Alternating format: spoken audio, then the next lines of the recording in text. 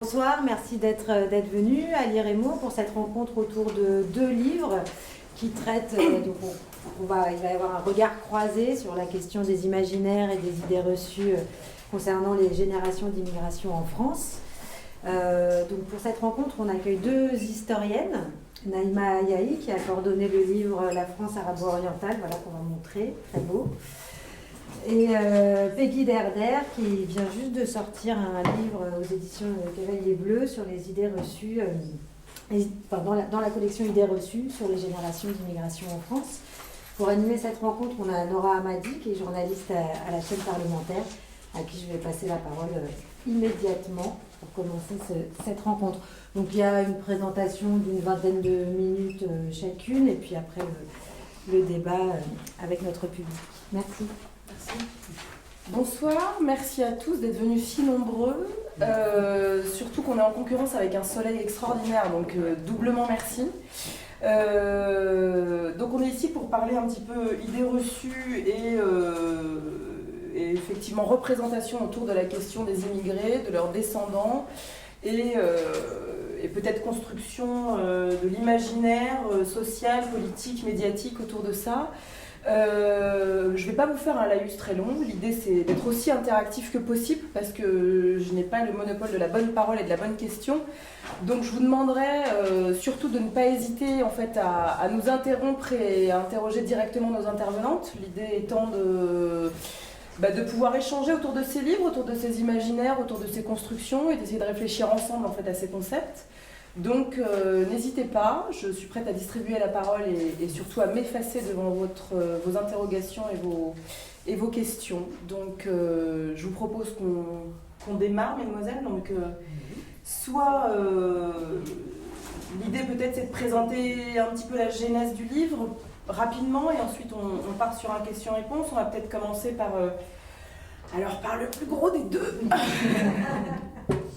La France arabo-orientale. Alors que franchement, je vais juste vous parler de mon ressenti, c'est-à-dire que je l'ai reçu avec un plaisir assez dingue. C'est-à-dire que vous vous plongez dans ce livre comme en fait dans un album de famille. Donc inutile de vous dire qu'on a toutes des origines un petit peu de l'au-delà, si je puis dire, autour de cette table, et que ça vous renvoie en fait à un petit peu aux Madeleines de Proust et à votre enfance, puisqu'on a tous en fait de cette histoire-là, et c'est assez fascinant de plonger dans l'iconographie, dans les photos, c'est un ouvrage absolument délicieux à parcourir. Et donc, Naïma, est-ce que tu peux nous expliquer, on va se tutoyer hein, parce qu'on ne va pas faire semblant de ne pas se connaître, mais Naïma, est-ce que tu peux nous expliquer la genèse en fait, de ce livre? Pourquoi avoir à un moment, parce que la France arabo-orientale, c'est quand même assez provocateur comme titre. Pourquoi ce titre? Alors, la France arabo-orientale, déjà, je reviendrai un petit peu après la genèse de l'ouvrage sur ce titre. Alors, je ne l'ai pas coordonné seul, on était 4 historiens du fait contemporain. Donc l'inénarrable Pascal Blanchard qui a initié cette collection avec un premier ouvrage qui s'appelle La France noire. Lui qui est plutôt un historien spécialiste de l'Afrique et notamment de la question afro-caribéenne, est venu me chercher parce que j'avais précédemment dirigé un travail sur l'histoire culturelle des Maghrébins en France et avec des compères de toujours comme Yvan Gastaut et Nicolas Bancel. Nous étions à la jonction du fait colonial entre ces populations qu'on va appeler arabo-berbères, orientales, extrême-orientales, on peut revenir sur les termes, qui vont traverser ce projet éditorial avec une ambition. Donc, je vous ai parlé d'une collection qui a été inaugurée par la France noire. Une ambition, c'est celle d'une narration historique sur le temps long, et qui veut proposer une iconographie à la fois inédite et incontournable, et qui donc va, questionner notre mémoire collective à travers les présences arabo-orientales, et je vais revenir sur le terme d'arabo-oriental. Donc il y a une quarantaine d'auteurs, dont ma collègue à ma gauche, qui ont, à 40 paires de mains, écrit cet ouvrage de manière collective. Donc nous signons l'ensemble de l'ouvrage, tous ensemble. Il y a des médiévistes, des politologues, des historiens du fait contemporain, des spécialistes de questions transversales comme par exemple des historiens de l'art, à qui on a demandé de porter un regard particulier sur cette présence arabo-orientale. Et ça donne des choses assez enthousiasmantes, puisqu'on a réussi à mettre tout le monde d'accord sur un texte commun qui vise à éclairer aujourd'hui avec hier et prendre cette dynamique d'analyse du regard porté sur ces populations, mais aussi sur cette histoire, en puisant aussi dans les marques, les ruptures, les continuités historiques qu'on va retrouver du point de vue de l'histoire des représentations, des dénominations, de la chronologie bien sûr des faits politiques, sociologiques, des grandes guerres, et bien évidemment de notre culture populaire, puisque bien évidemment les images un peu d'Épinal et toute la mythologie républicaine autour de la fameuse bataille de Poitiers et d'autres séquences que sont les croisades jusqu'à des faits plus proches de nous qu'ont été cette séquence très importante qu'a été la décolonisation et notamment la guerre d'Algérie,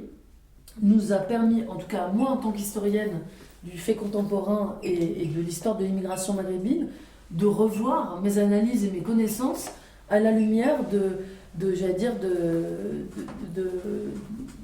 parfois de dissonance, mais aussi de continuité qu'on peut retrouver au 8e siècle et au 20e siècle. Donc cette expérience éditoriale m'a enrichi aussi et m'a permis de relativiser certaines de mes analyses, mais comme ça a été le cas aussi pour d'autres collègues d'autres disciplines qui ont pu se frotter à cette problématique. Notre ambition, ça a été d'aborder une vingtaine de pays et d'aires géographiques, culturelles, économiques, puisque bien évidemment les échanges commerciaux font partie de ces contacts et de ces présences tantôt temporaires, éphémères ou définitives, qui vont des Levantins en passant par les Maghrébins jusqu'aux Ottomans qui ont dominé culturellement, politiquement, militairement de manière assez longue ces territoires que nous avons qualifiés d'arabo-orientaux. Et cette définition, pour en conclure et arriver au titre, ça a été une guerre, pas de 100 ans, mais de 1000 ans entre nous et avec nos co-auteurs, bien évidemment, car bien évidemment, cette appellation est incluante et non pas excluante. Quand on parle, par exemple, des Maghrébins en France, on ne peut pas ne pas rappeler l'importance des Berbères et de leur présence en France. Que dire des confins du Sahara et des Touaregs jusqu'aux commerçants du Levant qui vont aussi marquer de leur présence l'imaginaire, la culture, y compris la culture du conflit, avec cette altérité et cette haine parfois multiséculaire de ce sarrasin, cet ennemi, celui qui nous permet en Occident chrétien de se définir en opposition à cet autre, le musulman, même si ce monde arabo-oriental n'est pas que musulman, loin de là. On travaille cette imagerie, ces contours, ces stéréotypes sur le temps long, sur plusieurs siècles, ce qui nous permet peut-être de trouver des échos aujourd'hui, puisque l'ouvrage s'arrête à 2013, non pas 2014, ça aurait été aussi un régal d'analyser l'année 2014, jusqu'à cette épicerie électorale où le musulman, l'arabe, le terroriste, toutes ces superpositions de labellisation stigmatisantes ont des échos dès les temps des croisades et bien avant ça, des fameuses invasions sarrasines, ces flux et reflux des invasions qui ont marqué nos cours d'histoire à l'école primaire. Donc vous voyez, c'est un peu ce mouvement de balancier entre ce qui fait partage et ce qui oppose, et ce qui stigmatise et ce qui est aussi célébré à travers notre culture française, qui inclut dans son album de famille, pour reprendre tes termes, la silhouette de l'arabo-oriental, avec ici, on va malmener cet ouvrage, à la fois donc cette dimension culturelle et féminine, avec la chanteuse juive tunisienne Louise Al-Tounsiya, qui aura été une grande représentante du genre Housi en France, et à ses côtés donc cette photo des studios Harcourt, Et à ses côtés, un soldat marocain, un tabor marocain, puisque cette année, nous évoquons le centenaire de la grande boucherie de 14-18. Bien évidemment, les soldats, l'institution militaire sera aussi un des pourvoyeurs de ces présences à l'époque contemporaine. Donc on a toute cette diversité. Puis nous y reviendrons dans les débats. Une iconographie, comme je vous le disais, qui revient sur des séquences de l'histoire de France, que sont bien évidemment les temps médiévaux jusque le 18-19e siècle, les conquêtes coloniales, l'expédition d'Égypte, la décolonisation, les grandes guerres, l'histoire ouvrière, l'histoire politique, et plus proche de nous, l'histoire contemporaine de ces présences et de cette place singulière, notamment dans la bouche de nos politiques. Voilà ce que vous pouvez dire rapidement sur cet ouvrage. Voilà, je vous remercie. Et alors, Vous êtes né en France? Moi, oui, je suis algéro-ch'ti. Ce qui est un concept en soi. Parce qu'on parlera ensuite de la construction identitaire et de ses synthèses nécessaires peut-être. Enfin, bon. Mon identité narrative est algéro-ch'ti. Voilà. Et C'est pas mal. c'est tout un programme. Alors justement, en exergue, sur la 4e de couverture, il y a quand même une phrase de Louni Saïfman Milleth, donc qui est un célèbre chanteur kabyle, qui dit « Hier, j'ai rêvé que j'étais dans mon pays. Quand je me suis réveillée, j'avais émigré. » Donc, quelle meilleure transition pour parler du livre de Peggy Derder, qui est Idées reçues sur les générations issues de l'immigration. Alors, les idées reçues, on les connaît, hein, entre le voleur, le violeur, ou le gamin à capuche, et puis de toute façon, le délinquant, le musulman, le terroriste, comme on les voit aujourd'hui en Syrie, etc. etc. Pourquoi avoir eu à un moment besoin, Peggy, de déconstruire un petit peu par une recherche absolument dantesque, entre autres l'INSEE Trajectoire et Origine, pourquoi avoir cherché à déconstruire en fait ces idées reçues? Évidemment, il y a toujours besoin, je pense, de déconstruire un certain nombre de stéréotypes, évidemment sur l'immigration. Moi, en plus, je travaille au musée de l'histoire de l'immigration, donc pour le coup, c'est au cœur de mes pratiques professionnelles et de mes interrogations d'historienne que de travailler sur cette question des stéréotypes qui circulent sur les immigrés et sur l'immigration en général. Et puis je me suis rendu compte que on parlait beaucoup des immigrés, bien évidemment, mais que la question des descendants d'immigrés ou des générations issues de l'immigration était finalement relativement peu traitée ou mise en avant quand on parle d'immigration.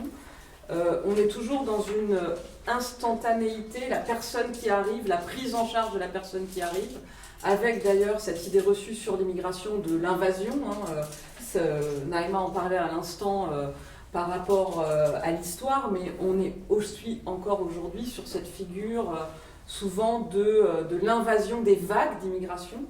D'ailleurs, tous ces termes évidemment ne sont pas neutres. Et on examine rarement, enfin me semble-t-il, l'immigration en termes déjà sur le temps long, et évidemment en tant qu'historienne ça m'interroge, et puis également, alors à part avec la France arabo-orientale, c'est d'ailleurs un des grands apports de ce livre, c'est cette inscription, cet ancrage sur le temps long dès l'époque médiévale. Voilà pour l'aparté et les connexions d'ailleurs autour de ces questions-là. Donc on envisage assez peu, me semble-t-il, l'immigration par rapport sur le temps long et par rapport aux générations qui se succèdent. Alors que la France est un vieux et un grand pays d'immigration, mais aussi un vieux pays d'immigration. Et aujourd'hui, on se rend bien compte que, en plus, il y a des superpositions stéréotypes entre les stéréotypes qui concernent les immigrés, la stigmatisation dont on parlait tout à l'heure, et la question des stéréotypes qui concerne plutôt les descendants d'immigrés, les enfants de l'immigration, comme on dit aujourd'hui, ou les jeunes issus de l'immigration. D'ailleurs, c'est assez intéressant de voir les différentes appellations autour de ces questions-là. Et je me suis posé la question tout simplement de savoir s'il y avait des stéréotypes propres aux personnes issues de l'immigration. D'ailleurs, encore une fois, sur l'appellation, c'est assez frappant de constater qu'à aucun moment rarement, en tout cas, on ne parle de français, tout simplement. puisque ces personnes sont françaises. Puisque si on revient aux études de l'INSEE, dont tu parlais tout à l'heure, et effectivement, qui fournissent un matériau considérable quand on étudie ces questions-là, c'est une personne descendant d'immigrés ou une personne issue de l'immigration, c'est une personne qui est née en France, donc qui est française, et qui est née d'un ou deux parents immigrés. Mais ce qu'on constate, et c'est d'ailleurs la principale idée reçue, c'est qu'on les renvoie en permanence à cette altérité. Et ce renvoi permanent à l'altérité, ça m'intéressait de l'interroger et de voir aussi quels stéréotypes pouvaient en découler et quel était le vécu de ces personnes par rapport à ce renvoi à l'altérité. Renvoi à l'altérité qui peut différer selon les origines, selon les époques, selon les thématiques qu'on peut étudier, mais il y a ce renvoi permanent qui est quand même très très présent et qui produit un certain nombre de clichés, voilà, qui m'a semblé intéressant de déconstruire. Alors moi j'avais une question à la lecture en fait de ces deux ouvrages. Quelle est la différence fondamentale entre l'étranger? Qu'est-ce qui a fait qu'on est passé de l'étranger à l'immigré? Est-ce qu'il y a véritablement une différence? Comment est-ce que s'est construit la figure de l'immigré? Parce qu'après tout, qu'est-ce que ça veut dire? Peggy, par exemple, t'expliques assez bien dans le livre la naissance même du concept. Qu'est-ce qui fait qu'à un moment, on est passé d'un concept à l'autre? Ou est-ce que peut-être ils subsistent tous les deux de manière parallèle? J'en sais rien. Aujourd'hui, c'est vrai qu'ils se superposent, mais ça n'a pas toujours été le cas. Pendant très longtemps, on a focalisé sur la figure de l'étranger, et on parlait de travailleurs étrangers. Ensuite, on est passé plutôt au travailleur immigré, puis à l'immigré tout court. On effaçait d'ailleurs souvent l'apport par le travail. Et aujourd'hui, on focalise peut-être davantage sur le jeune de banlieue, le jeune issu de l'immigration. Et puis il y a aussi toutes ces figures aussi autour de l'arabe, du musulman. Ça, c'est aussi des figures intéressantes qui se sont construites finalement relativement récemment. C'est quelque chose qu'on pourra peut-être approfondir davantage. Immigrés et étrangers, pourtant, si on prend les définitions mêmes, ne se confondent pas. Un immigré peut être étranger. Un immigré, c'est quelqu'un qui a franchi une frontière. Il peut être de nationalité française, donc on peut être français et immigré. Un étranger est resté donc de nationalité étrangère. Voilà. Mais c'est vrai qu'on a davantage focalisé désormais sur la figure de l'immigré et sur la question du travailleur immigré, sans pour cela prendre en compte tous les apports que ça pouvait représenter pour la société française. Et je crois que c'est ce que démontrent j'espère assez bien ces deux ouvrages, c'est la question des apports, Naïma l'évoquait, politiques, économiques, culturels, démographiques, autour de ces questions-là. Et moi, je me situe plutôt en bout de chaîne, finalement. Donc, justement, Naïma, comment tu définirais cette figure de l'étranger, et notamment l'arabo-oriental, par rapport à l'identité française? Alors, premièrement, est-ce qu'on peut le définir? Tu parlais tout à l'heure des Berbères, des Sarrasins. Enfin, qui est cette figure? Et puis au-delà, quels apports ensuite à cette société française? Quels rapports et quels apports? La première question, pour faire écho à ce que vient de dire Peggy, moi tout à l'heure je parlais de label, on pourrait parler, je ne suis pas à l'aise pour dire identité, parce qu'au moment, par exemple, où débute notre ouvrage et où nous commençons notre narration historique, la France n'est pas la France. La France n'est pas unie, la France est en guerre entre ses princes, et c'est ce fameux Charles Martel, le marteau, c'était donc son surnom, qui va unir les différents territoires qui vont être cette préfiguration du royaume de France, qui va sans cesse, à l'instar de l'Occident, sans cesse définir ses frontières, définir ce qui fait France, en opposition à cet Orient musulman. Même si cet Orient n'est pas uniquement que musulman, il est majoritairement musulman, et c'est l'apologétique chrétienne, toute cette littérature chrétienne qui va démontrer à longueur d'ouvrage que l'islam est la religion du faux, et que les disciples de Mahomet sont dans l'erreur, et donc sont les ennemis de la chrétienté, et c'est toute cette production intellectuelle qui va être le socle pour construire cette identité chrétienne de l'Europe, et de la France. Donc je vais me jouer un petit peu je fais Oui. un petit peu de provocation. Ça veut dire qu'on peut remercier finalement le monde musulman d'avoir réussi à consolider une identité chrétienne qui n'allait pas de soi.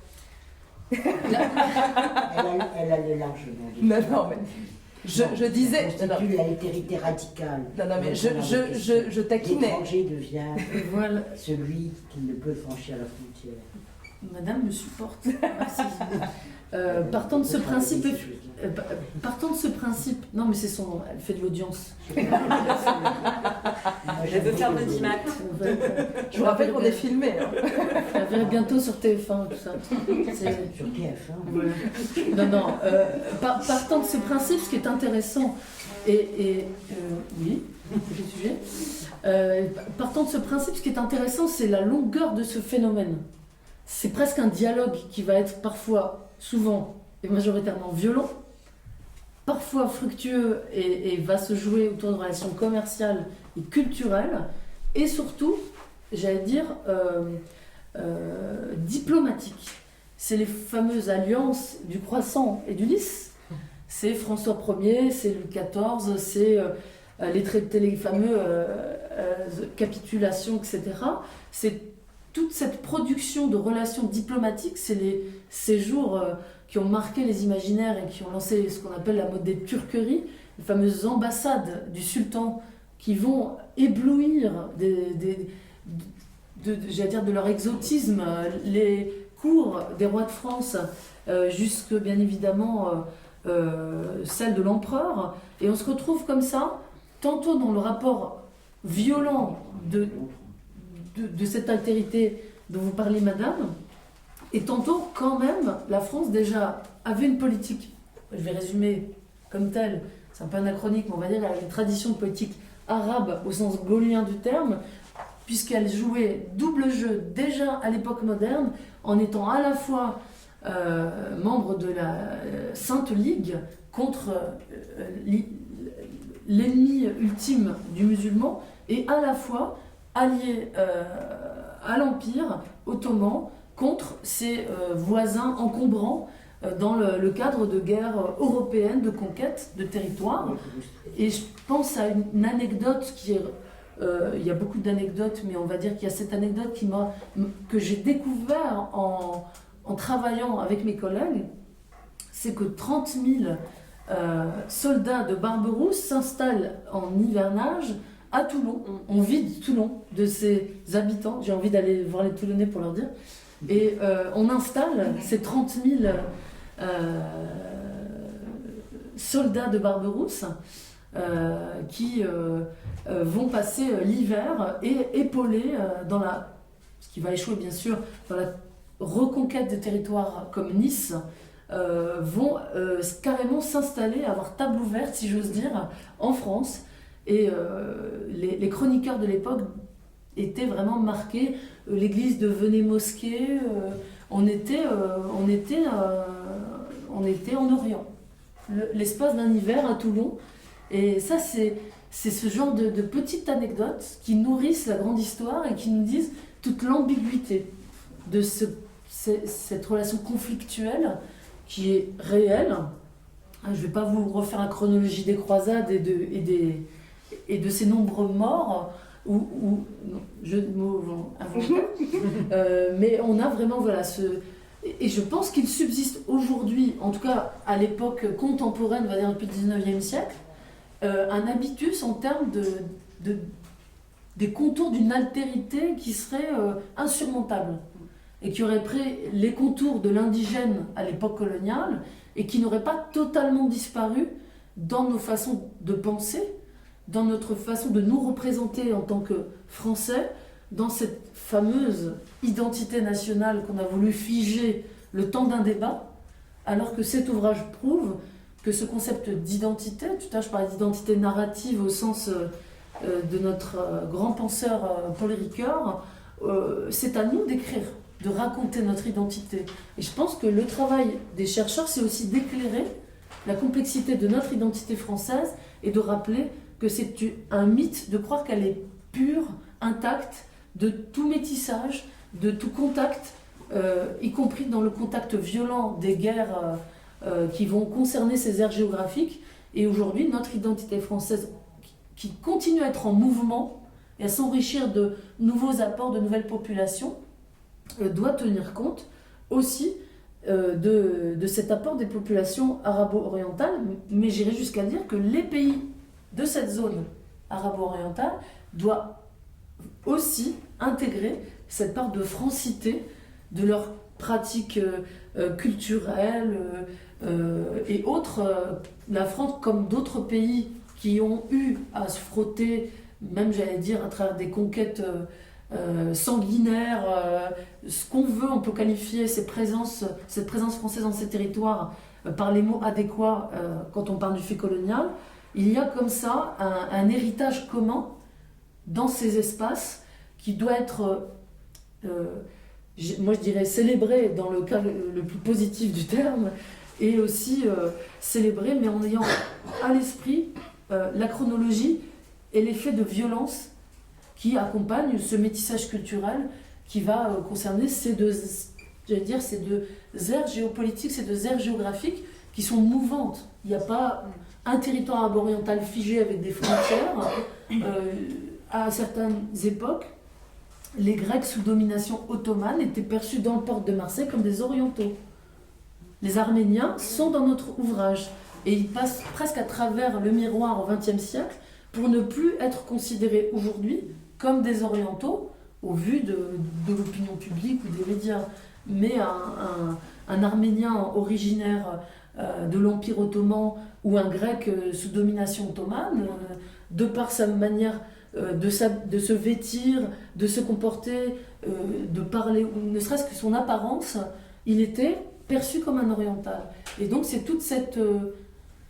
je parlais de frontières floues et de mouvance sur qui est arabo-oriental et qui ne l'est pas. Selon les époques, on a des perceptions qui ne sont pas identiques jusqu'à arriver à des temps contemporains où on a l'impression de savoir ce qu'est un arabo-oriental aujourd'hui, ou on va dire un arabe ou un arabo-berbère, mais c'est bien plus compliqué qu'on ne le croit.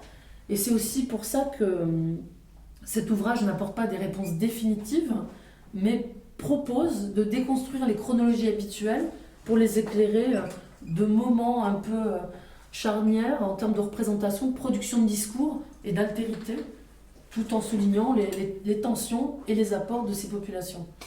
Alors, je peux poser une question. Je vous vais en me prie, présenter parce que comme Oui. ça sera plus facile. Vous ne me connaissez peut-être pas, mais je m'appelle Alice Cherki. Voilà. Mais nous, on ne vous connaît pas. Nous vous connaissons. Nous, vous connaissez. Certains Mais d'entre vous me voilà. connaissent, mais vous me connaissez. Non, mais peut-être que la salle aussi ne vous connaît pas, donc je vous Non. invite à vous présenter.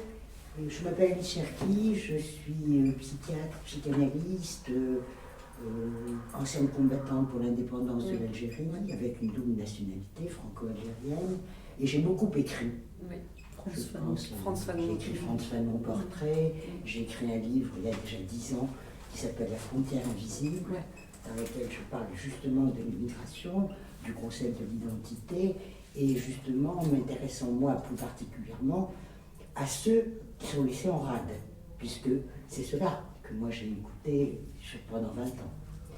Et moi, si je suis venue, d'une part, je suis tout à fait d'accord avec ce que vous dites sur l'identité est toujours à construire, que ce que vous dites aussi de ces histoires mêlées, et de aussi, pour répondre à votre question entre l'étranger et l'immigré, c'est que on oublie toujours, justement, et c'est ça qui favorise la chose, qu'il y a un double mouvement, c'est que l'émigré est immigré. Il y a le mouvement de l'émigration-immigration. Chez les étrangers, on prend ça en compte.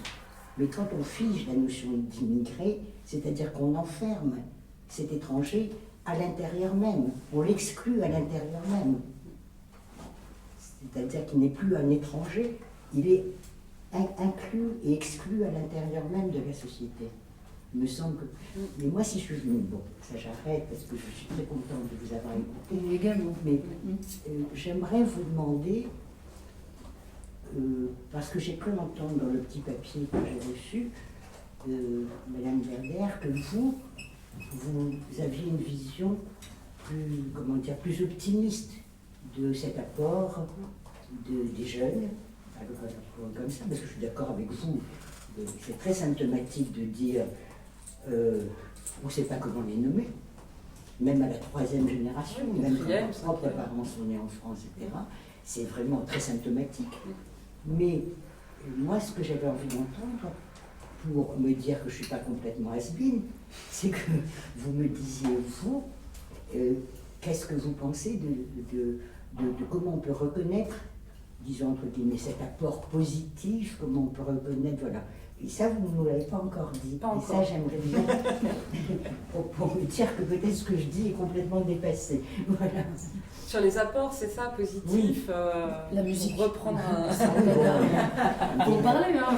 La musique, la littérature. Ah oui, oui, rien que la musique, c'est... Bah, justement, vous me tendez la perche parce que le dernier chapitre, je vais vous lire l'idée reçue parce que les chapitres se présentent sous forme d'idées reçues. Et c'est les générations issues de l'immigration n'ont pas intégré le monde des arts et de la culture. Et évidemment, je démontre que c'est tout à fait le contraire. Je consacre également une idée reçue sur la question de l'engagement politique. On dit toujours que les personnes issues de l'immigration, les descendants, les générations issues de l'immigration ne votent pas, ne s'engagent pas en politique. Et c'est tout à fait le contraire. Et je pense que les dernières élections, si on regarde tous un peu à l'échelle locale, surtout ici en région parisienne, on voit quand même assez fondamentalement qu'au contraire, les personnes issues de l'immigration, comme les autres, participent très largement à la vie politique. Il n'y a pas de comportement politique différent. Si on peut prendre le pied inverse, hein, on peut se mettre sur le pied inverse en disant qu'ils s'abstiennent autant que les autres, mais qu'ils s'engagent, ils peuvent s'engager aussi autant que les autres. Donc évidemment, ces apports, ils sont considérables. Sur le plan culturel, c'est pas Naïma que je vais le dire parce que c'est une spécialiste de l'histoire culturelle. On voit très clairement, je pense, à travers les deux ouvrages, à quel point l'immigration est, encore une fois, sur le temps long et avec toutes ces générations, on est obligé de reprendre ces termes de génération pour des questions pratiques, mais ça n'a évidemment aucun sens. Quand on parle de 3e génération issue de l'immigration ou de 4e génération issue de l'immigration, ça n'a plus de sens. Ce sont des Français de longue date. Mais ce qui n'est pas facile à déconstruire, parce que je vous coupe juste un instant, j'ai moi-même eu le cas, parce que je rappelle à toutes fins utiles que j'ai des confrères journalistes, que je le suis moi-même, et que en fait c'est un a priori, et c'est un terme qu'on voit très régulièrement Bien sûr. au sein de la classe, entre guillemets, du champ journalistique. Oui. C'est les immigrés de la 4e génération. C'est pas, Oui. voilà, on va beaucoup plus loin. Oui, on parle de jeunes issus de l'immigration, alors que malheureusement la jeunesse n'est pas éternelle, hein, ne dure pas. Et on voit très bien que ces personnes issues de l'immigration, et je parle là que des descendants, je parle même plus des 3e, 4e, 5e, la moitié ont plus de 40 ans. Donc ça n'a pas de sens de continuer à parler de jeunes issus de l'immigration ou d'enfants issus de l'immigration. En termes de descendants, oui, mais figé, comme vous l'avez dit, par rapport à la catégorie immigrée, qui effectivement fige complètement les choses. Et c'est d'ailleurs la raison pour laquelle un certain nombre d'historiens comme Noiriel préfèrent parler d'immigrants pour parler du mouvement, de celui qui arrive, ou que quelqu'un comme Sayad, finalement vous avez cité Sayad tout à l'heure, ne veut pas déconnecter l'émigré de l'immigré et parle de fait total, de fait global concernant les immigrés, mais ne souhaite pas figer cette question-là. Alors Sayad qui a écrit un très bel... c'était pas un ouvrage, mais ça aurait pu l'être, Les enfants illégitimes, on est purement dans cette réflexion sur cette illégitimité politique, sociale de la figure de l'enfant issu de l'immigration. Pour couper, juste, je voudrais une petite précision pour rebondir sur ce que vous disiez à l'instant. Pourquoi on ne réfléchit pas l'enfant d'immigré, le descendant d'immigré, en termes d'apport, mais en termes de problématiques ? Parce que si on prend, Peggy, ton ouvrage sur les idées reçues, c'est vrai que finalement, ils ne votent pas, ils ne participent pas, il y a un regain de religiosité, ils sont en échec scolaire, c'est un obstacle à l'intégration d'avoir une langue maternelle, la délinquance, etc. Non mais je vous renvoie, vraiment c'est extraordinaire, c'est-à-dire que c'est le quotidien de ce que vous pouvez voir, de ce que vous pouvez lire. Et sur la langue, c'est symptomatique. Alors, cette question de l'apport. Pourquoi du coup, moi ce qui m'interroge, c'est dans quel mouvement on est à partir du moment où on ne peut pas réfléchir en termes d'apport, mais où on réfléchit de facto de manière problématisée. Englobant, voilà. Pourquoi est-ce que la question du métissage, parce que tu le décris assez bien et tu le déconstruis bien, pourquoi est-ce que du coup ce mouvement inverse sur la représentation en fait de cette classification, si je puis dire, puisque les descendants d'immigrés, les Français, Les issus Français sont pas d'immigration. guéris d'une guerre de décolonisation. Ça. Oui, bien sûr. C'est une première Oui, c'est une réponse importante, oui. Mais d'ailleurs, c'est bien fait aussi dans la France arabo-orientale. Hein. Oui, mais tu peux peut-être rebondir. Non, Naëma. mais j'ai presque envie d'inviter Alice. Oui, peut-être, même aussi. Ouais. Si ça dérange personne, vous pouvez vraiment... voilà. Ce qui est intéressant dans ce que vous dites, c'est que, et là je rejoins ce travail que je vous recommande vraiment, j'ai envie que tu le distribues dans ta rédaction, parce que moi j'ai donné des séminaires en école de journalisme et c'est assez flippant, pour pas dire autre chose. Ce qui est intéressant effectivement, c'est que tout le monde n'est pas un enfant des générations issues de l'immigration comme on veut. C'est-à-dire qu'il y a une catégorie qui est plus issue de l'immigration qu'une autre, et c'est lié à ce que vous venez de dire. Je vous appelle Alice parce que je vous adore. Voilà. Voilà. Donc je vous laisse pas le choix. Voilà. Alors partant de ce principe, effectivement, qui a cette transmission du statut d'immigré et qui le perd dès la deuxième ou la first generation, si on reprend les termes américains, qui veut plutôt glorifier la première accession à la citoyenneté américaine. Nous, on renvoie à la suspicion d'une allégeance qui ne serait pas suffisante à une citoyenneté. Il y a toujours un conflit de loyauté qui est supposé aussi. Et cette question du conflit de loyauté, elle est très très forte, en particulier pour les personnes, il faut le dire, issues de l'immigration maghrébine, issues de l'immigration d'Afrique subsaharienne. Précise peut-être ce que tu entends par conflit de loyauté. Ça pense en permanence, par exemple, quand c'est une des idées reçues, les personnes issues de l'immigration ne sont pas intégrées ou sont déracinées. Elles ne peuvent pas ne pas être intégrées puisqu'elles sont françaises, déjà pour commencer, et elles ne peuvent pas être déracinées puisque leur pays c'est la France. Mais on pense toujours qu'avoir, alors on va dire une double culture, même si, bon, encore une fois, c'est difficile de compartimenter, etc., etc. C'est beaucoup plus compliqué que ça veut bien dire, double culture, bon bref. On suppose qu'avoir une double culture, c'est forcément être en conflit de loyauté avec la culture de la société française et la culture d'origine des parents, pour faire simple. Sur la langue, c'est la même chose. On a souvent dit que, par exemple, un enfant, et moi je suis prof... j'ai enseigné longtemps au lycée, donc je peux le dire, on a entendu pendant longtemps, et parfois on entend encore, que pour les enfants, parler une langue étrangère à la maison, avoir une langue maternelle étrangère à la maison, attention, c'est dangereux, c'est un obstacle aux apprentissages, alors que c'est absolument l'inverse, c'est tout le contraire.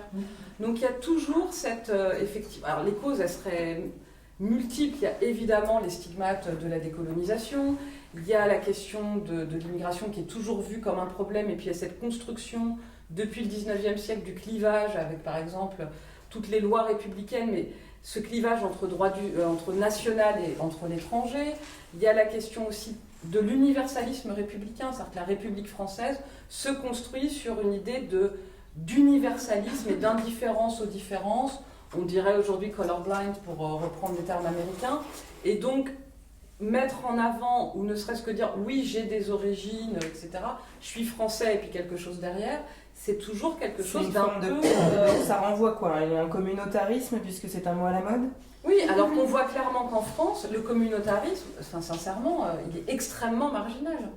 Extrêmement marginal. Il y a très peu... Mais il va gagner si ça continue. Voilà, c'est l'effet inverse après qui peut se produire. Monsieur. Oui, parce que... Oui, c'est très intéressant. Enfin, moi-même issu de l'immigration algérienne, de mes deux parents, je suis né ici, mais on me renvoie systématiquement. Enfin, dernièrement, je suis encore pas. J'ai passé un entretien de gauche, on m'a demandé d'où je venais. Bah oui. Et là, vous avez dit que vous veniez de Pantin? Ouais, enfin non, j'ai dû dire que je viens d'Algérie, mais je viens d'Algérie, je sais pas, d'une autre, de la génération de mes parents. Enfin, je sais pas, ça n'a pas. Moi, cette question, effectivement, à chaque fois qu'on pose. Qu'on renvoie quelqu'un à ses origines qui est né ici, enfin, j'ai du mal à lui donner du sens en fait. Enfin, bon, voilà. Alors, bon, au regard de l'histoire et de la sociologie, bon, moi j'avais une question, c'est est-ce que finalement nous sommes toujours des indigènes? tels que le prétendent certains militants et certaines organisations dites antiracistes, est-ce que nous sommes toujours des indigènes? Et finalement, est-ce que le racisme perdure du fait qu'il y ait, du point de vue sociologique, une fracture raciale, il paraît, entre blancs et non-blancs. Donc moi je ne sais pas où est-ce que je me situe, parce que je suis blanc, mais en même temps je serais non-blanc si je me réfère au discours notamment des indigènes de la République.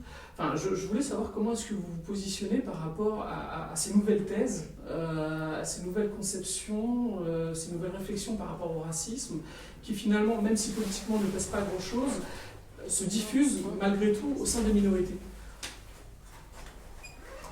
Alors, je ne maîtrise pas la doxa des indigènes de la République. Pour en avoir parlé avec une de ces figures qui s'appelle Ouria Boutelja, là où moi je n'ai pas cette grille de lecture technique qui est celle de parler de race sociale, vous seriez donc d'une race sociale non blanche. Alors moi je ne maîtrise pas ce corpus épistémologique, etc. Je vous dirais simplement que stricto sensu, si on regarde ce qui définit un indigène, le code de l'indigénat et le fait colonial, ni vous, ni je ne sais pas qui pourrait se classer dans cette catégorie ne peut dire qu'il est un indigène. Historiquement, c'est faux.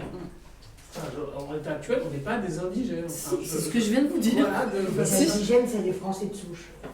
Voilà. Mais C'est ça, techniquement parlant, partant du principe que si on rajoute la violence coloniale et la question de la non-citoyenneté et toutes les évolutions juridiques, les lois à part, etc., techniquement, personne n'est un indigène dans cette salle aujourd'hui, si c'est pour répondre à votre question. Moi, je suis indigène de France. C'est ce que je vous dis. Et vous aussi? Oui, mais La définition d'indigène, c'est celui qui est gêne. Oui, Au mais début monsieur, de l'Inde, mais maintenant on parle de la France. Monsieur me parle de l'indigène au sens de celui qui était sous domination coloniale et soumis au code de l'indigénat et de toutes les législations de l'époque. Il n'existe plus le code.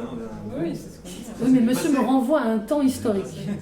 Monsieur me pose une question sur une catégorie juridique qui réfère au fait colonial. Et je dis à monsieur, si vous voulez comparer votre situation ou celle de vos camarades dans la salle à celle de ce fameux indigène dans les territoires colonisés, etc., non. Voilà, techniquement, c'est pas possible.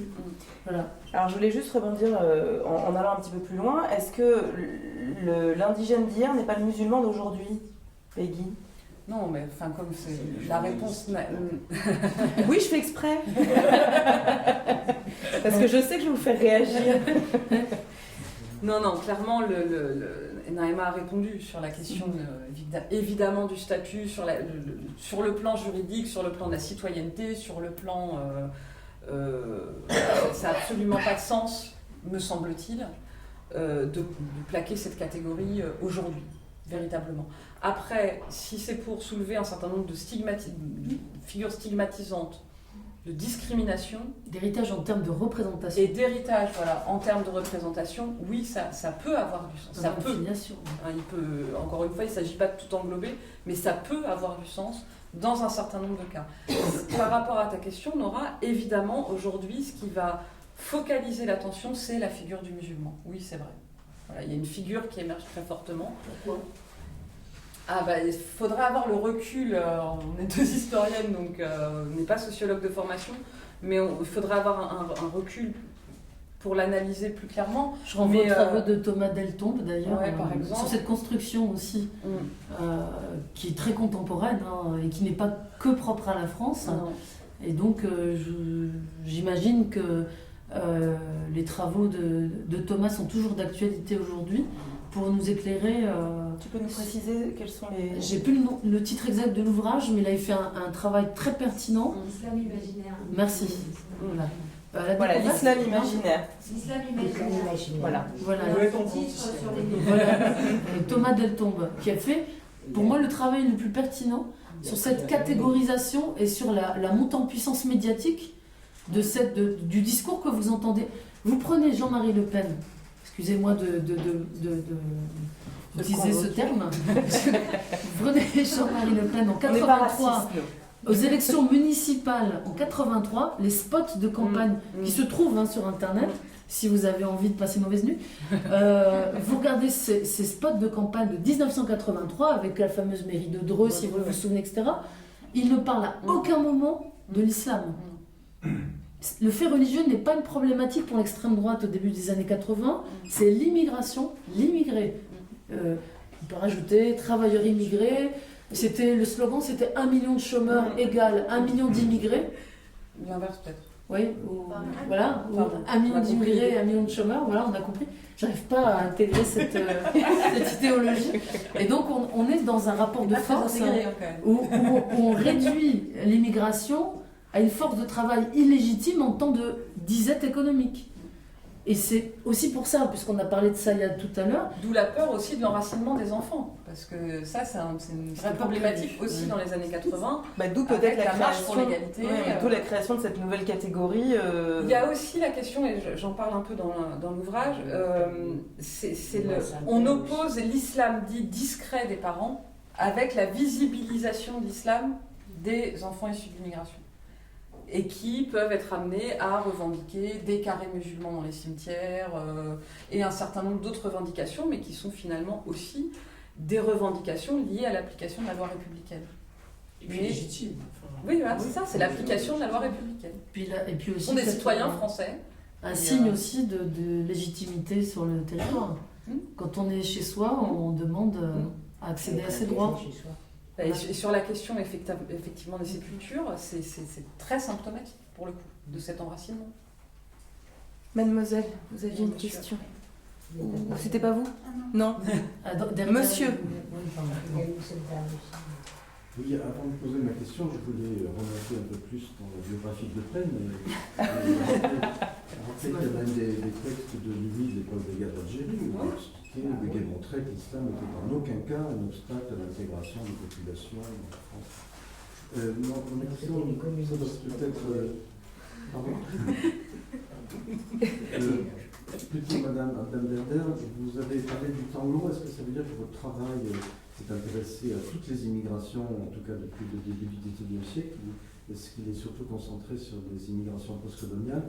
Et donc la question va avec.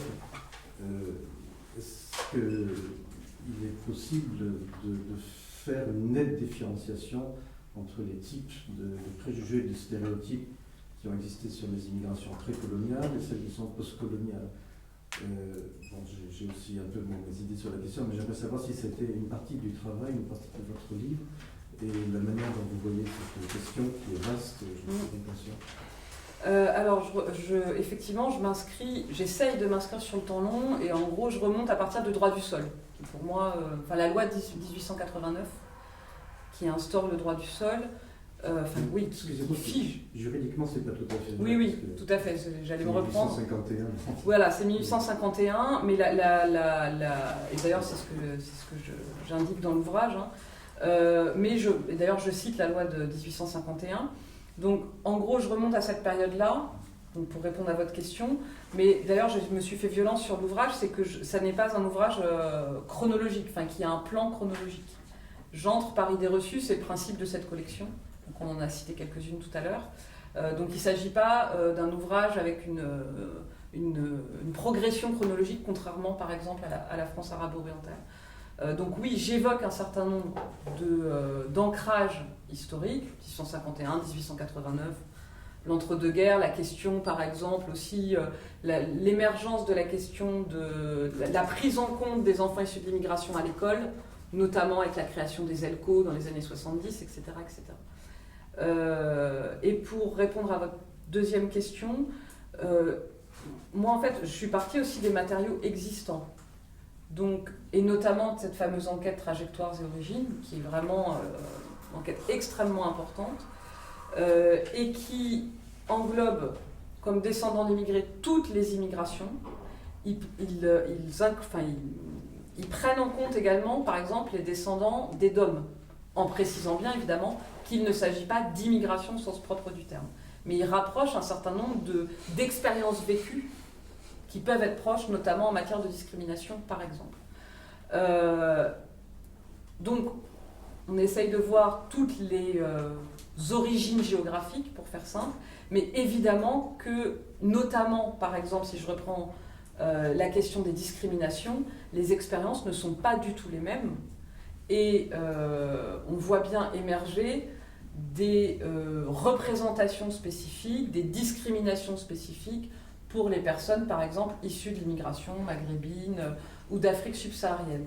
En revanche, le mérite d'avoir un petit regard dans le rétroviseur, un regard historique, c'est de se rendre compte, par exemple, si on reprend la question de la religion, qu'il y a un certain nombre d'éléments stigmatisants qui concernaient les immigrés ou les descendants d'immigrés européens.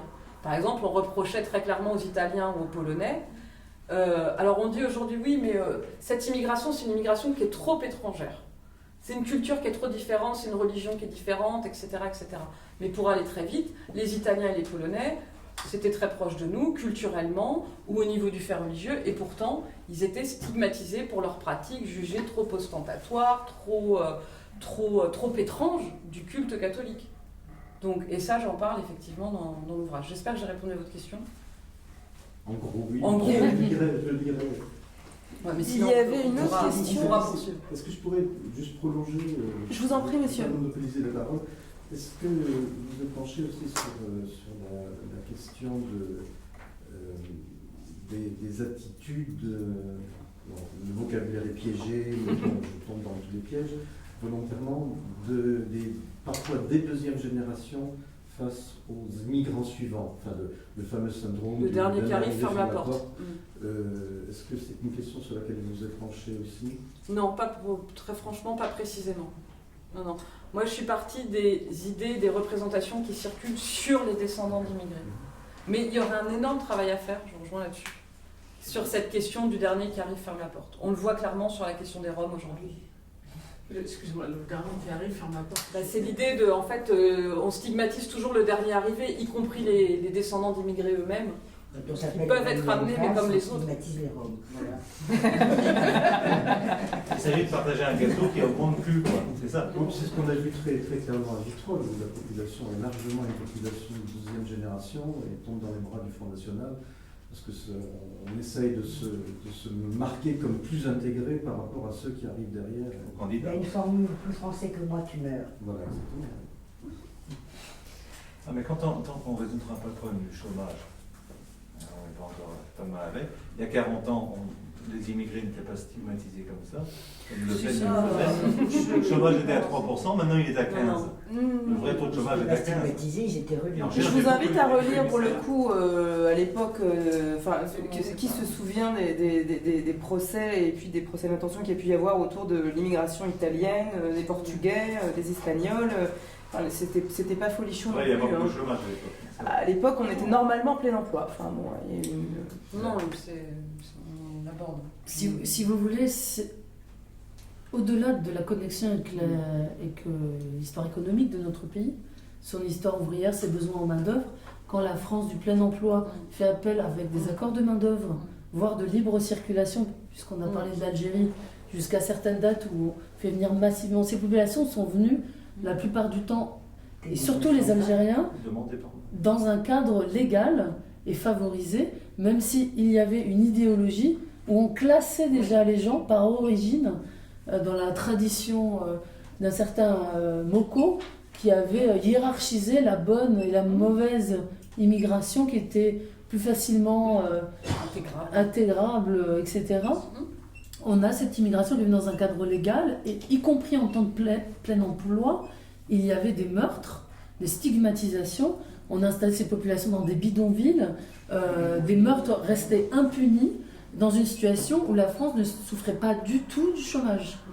Et j'allais dire, les faits de xénophobie et de racisme ne sont pas corrélés avec le plein emploi. Mais, bien évidemment, la crise économique ne fait rien à l'affaire, comme dirait le chanteur. Et donc, on a cette problématique qui revient en boucle. Il y a madame qui avait une question. Oui, pardon. Madame. J'ai une question plutôt linguistique. Je suis une étrangère ici, donc je vous pose la question sur le mot immigré.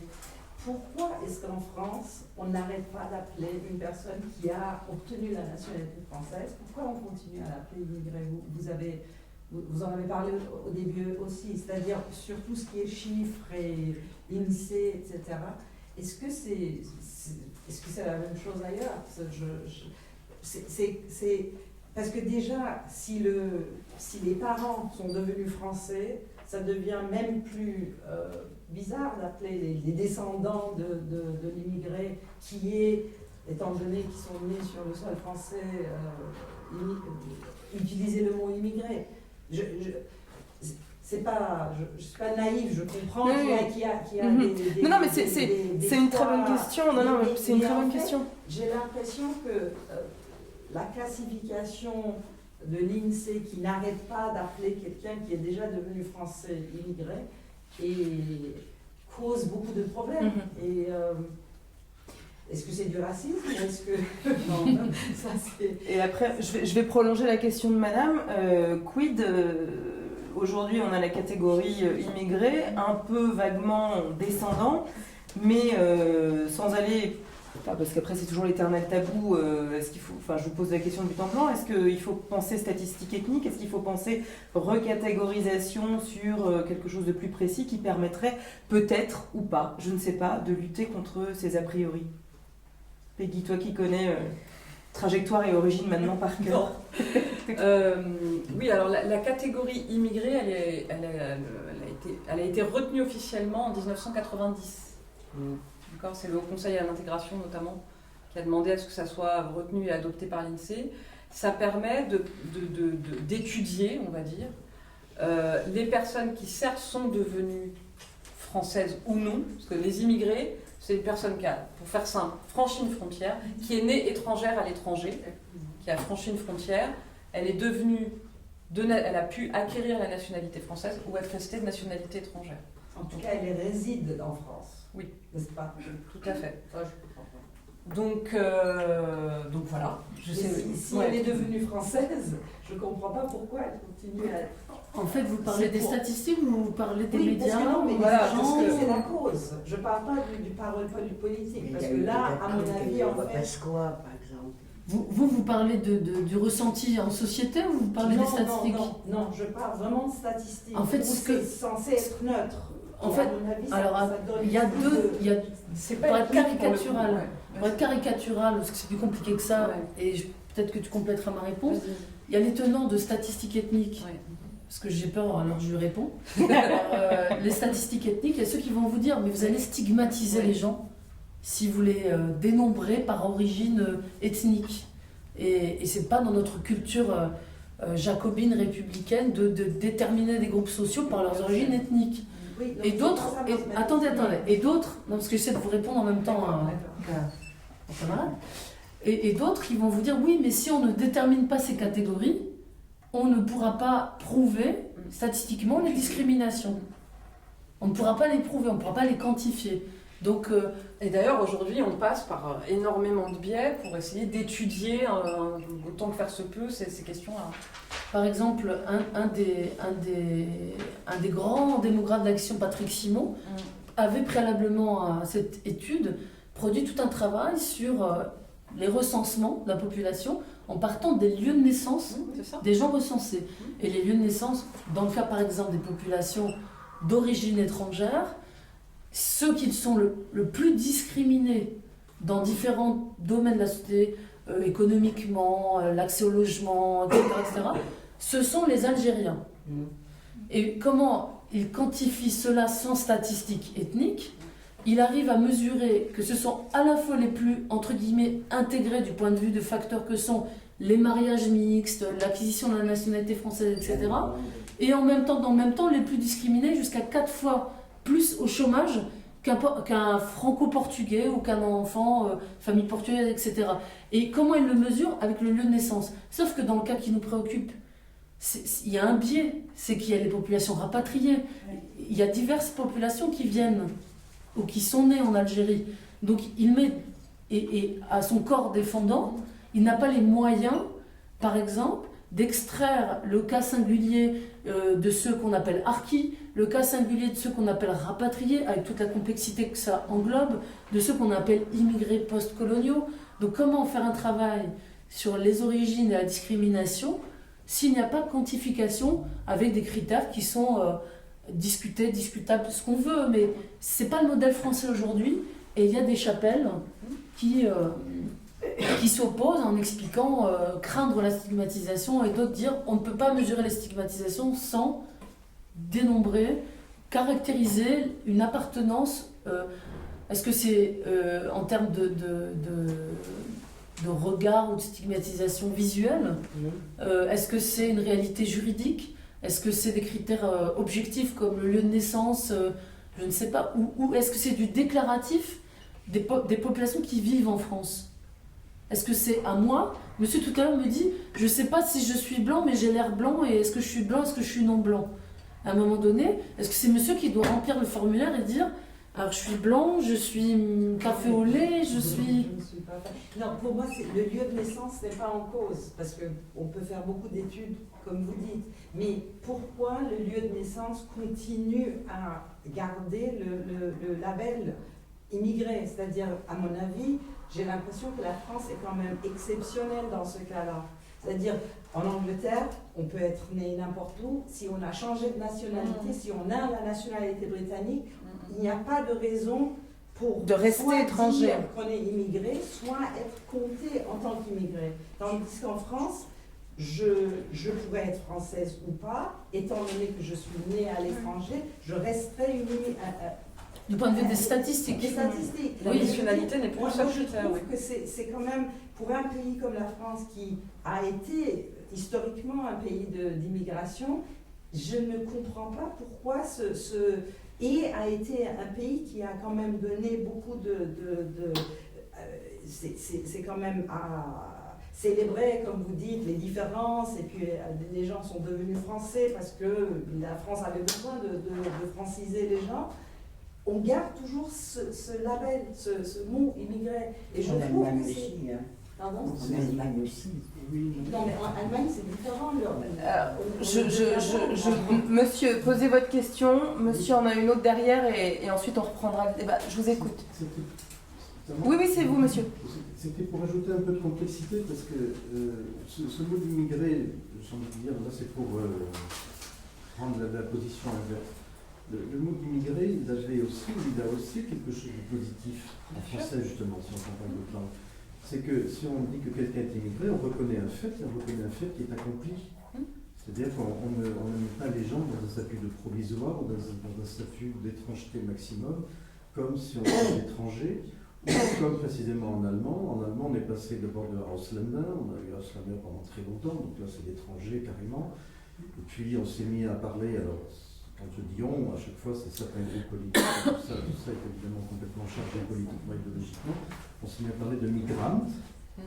Donc là on évoque le fait que c'est quelqu'un qui bouge, mais enfin le migrant, s'il a bougé, il peut bouger dans l'autre sens aussi.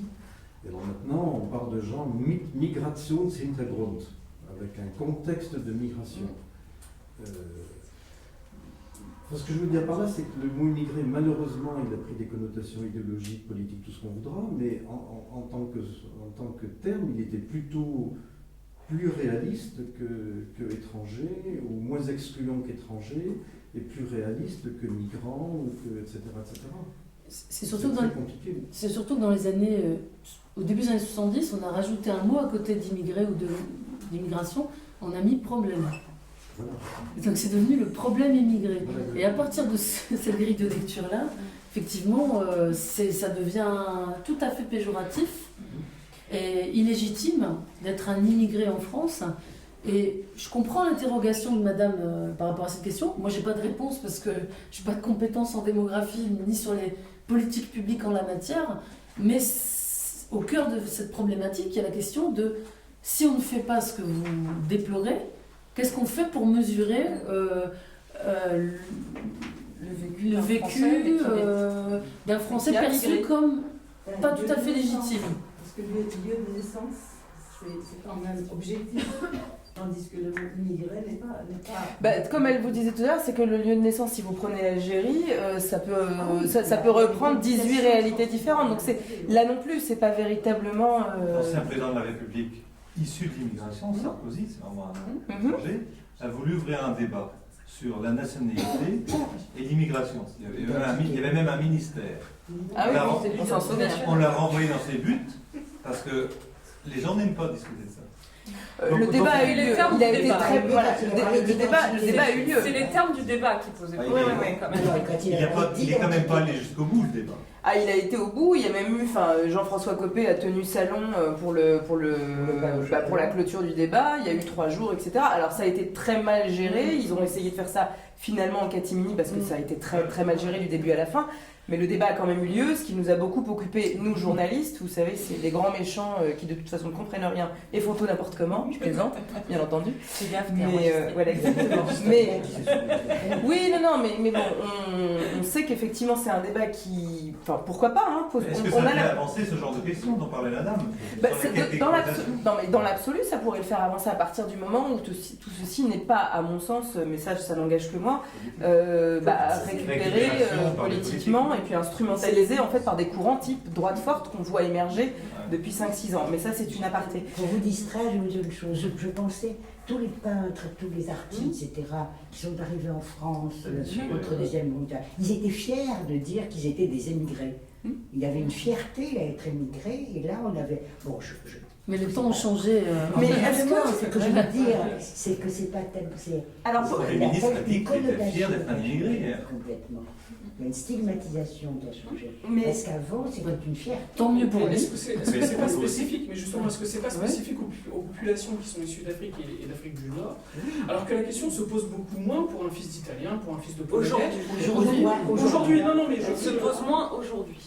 De quoi pour un fils d'Italien ou un fils de Polonais ou un petit-fils Oui, non, mais pour quelqu'un qui est issu on va dire, non mais oui, pour le dire, un blanc qui a ses parents effectivement italien, mais qui est né en France. Enfin, on parlait de Sarkozy. Sarkozy, pour lui, la question de sa francité ne se pose pas, alors qu'il est issu de l'immigration. Et après, pour rebondir, je vous coupe. Est-ce qu'on parle d'immigrés de la 4e génération, puisque c'est un cliché qu'on évoquait tout à l'heure pour des enfants des descendants d'Italiens, d'Espagnols. On disait tout à l'heure. En fait, si vous voulez, vous parlez d'Italiens. Moi, je peux vous sortir une liste de massacres d'Italiens assez ouverts en France. Hein. Je veux dire, il y a massacre des mortes, les vêpres marseillaises. Voilà, on a massacré des Italiens en France. Alors, je ne vous dis pas qu'il y a eu une même. L'autre, dont j'ai oublié le nom, qui avait créé le concept d'arabicide. Donc, on tue des Arabes en France. Comme on tuerait d'autres populations dans d'autres territoires, il y a une récurrence de la violence qui va concerner une catégorie de la population pour des raisons historico-politico, tout ce que vous voulez, qui perdurent. Et pour d'autres populations, ça ne perdure pas. Pourquoi? Je n'ai pas de solution à vous apporter. Alice a évoqué tout à l'heure la non-digestion de la décolonisation des ex-territoires colonisés. C'est peut-être un début de réponse, parce que comparé à un Français dont les parents étaient français puis algériens, parce qu'ils ont été français avant. Donc la question est complexe, et 52 ans, c'est ça, hein, après la fin de la guerre d'Algérie, le temps de l'histoire, 52 ans, c'est une goutte d'eau. On n'a pas de recul pour savoir ce que vont devenir ces Français, j'allais dire héritiers de cette culture algérienne. Parce qu'on ne parle pas d'héritage. Les mots sont importants. Quand je vous disais que ce n'est pas le mot immigré qui pose problème, c'est quand on dit problème immigré. Je veux dire, quand on parle de génération, mais moi j'ai fait une exposition qui s'appelle Génération. Parce qu'il y a des générations. C'est pas ça qui est un problème. Ce qui est un problème, c'est ce qu'on veut donner comme définition de cette génération. C'est la représentation. On transmet le fardeau de la stigmatisation de l'immigration à son enfant. C'est ça l'enfant de l'immigration. Alors que ce sont des héritiers de l'immigration. Et tant qu'on ne fonctionnera pas en termes d'apport, d'enrichissement personnel, et qu'on n'en parlera que comme une tare et comme j'allais dire un point négatif dans votre CV de citoyen français, c'est comme ça qu'on continuera à stigmatiser ces populations. Qu'on prenne le prétexte religieux ou c'est plus pas. une question de reconnaissance que d'apport, je pense. Mais bon, c'est plus une question de reconnaissance. Oui, effectivement. mais reconnaissance de ces apports. représentation de l'histoire. Oui, oui, non, mais C'est une question de reconnaissance de ces Sinon, ce apports. sont des aussi, voilà. héritiers déshérités. Oui, Non, mais c'est toute la question de la légitimité. Voilà, on peut revenir à Sayad et aux enfants illégitimes, mais je sais pas ce que je voulais dire de ce fait-là, mais la reconnaissance de ces apports, elle est évidemment fondamentale, surtout que les faits démentent complètement les représentations. Que ça soit en termes de travail, d'engagement politique, on en parlait, de réussite scolaire. Voilà, il y a un chapitre qui est consacré à la réussite scolaire, parce que si on repart des propos de Claude Guéant, c'est les enfants d'immigrés sont en échec scolaire. Si on prend la délinquance, voilà, il y a ces figures très fortes d'idées reçues là-dessus. Et les faits démentent complètement ces idées-là. Après, il y a le temps de l'histoire, et si je fais des sauts de puce, je rebondis sur ce que tu disais sur les ratonnades. Évidemment, cette question des massacres, des meurtres racistes, elle était extrêmement forte dans les années 70, 80. Bon, j'apprends rien à Naïma Yahi qui a signé, parce qu'elle est multitalentueuse, un documentaire pour la télévision sur la marche pour l'égalité, et où on voit très bien l'importance de ces meurtres, de ces crimes racistes dans les années 70, les années 80, et l'importance que ça a eu pour le déclenchement de la marche pour l'égalité et contre le racisme. Pour donner un jour un peu positif, malgré tout aujourd'hui, on ne tire plus, alors, il y a plein de problèmes, que les choses soient claires, mais on ne tire plus sur des gamins de 9 ans à la Courneuve comme Toufik Ouanès en juillet 83. On n'a plus cette importance, cette longue liste des crimes racistes des années 70-80. Je suis tombée sur un ouvrage il n'y a pas longtemps qui faisait toute la liste. C'est incroyable. Et justement, je voudrais qu'on continue là-dessus, on va un petit peu avancer. Tu signales les crimes racistes et donc la marche de 84, enfin de 83, sachant qu'il y en a eu une autre donc en 84. Je voudrais voir dans quelle mesure, parce que je fais aussi des sauts de puce, c'est un lien, et vous allez l'infirmer ou pas, la création de ce problème, entre guillemets, du descendant d'immigrés, il y a le problème immigré, il y a le problème maintenant du descendant d'immigrés, Peggy, tu démontres assez bien et tu déconstruis ces idées reçues, n'est pas concomitante avec l'émergence du problème de la banlieue, qui est né fin des années 60, début des années 70. On avait les ghettos, on avait... fin des années 60, début des années 70, première, c'était pas Ça, c'était la transformation des bidonvilles. Voilà, exactement. Et la création du problème des banlieues, j'ai fait une grosse revue de presse là-dessus, les premières émissions datent de 71. Les premières émissions télévisées, c'est dire à quel point ce problème remonte. Est-ce que la figure du descendant d'immigrés aujourd'hui n'est pas la figure du banlieusard ? Et est-ce que ce problème finalement n'est pas concomitant ? Ça se juxtapose beaucoup. Effectivement, il y a des juxtapositions, mais pour suivre ce qu'on vient de dire à l'instant, la marche pour l'égalité contre le racisme en 83 a notamment ancré ces représentations-là. De manière assez paradoxale, parce qu'en plus, finalement, déjà la marche pour l'égalité, et Naïma l'a très bien montré dans son documentaire, ça n'est pas une marche d'immigrés, ça n'est pas une marche, c'est une marche de la jeunesse, aussi de la jeunesse française, qu'elle soit d'origine immigrée ou non.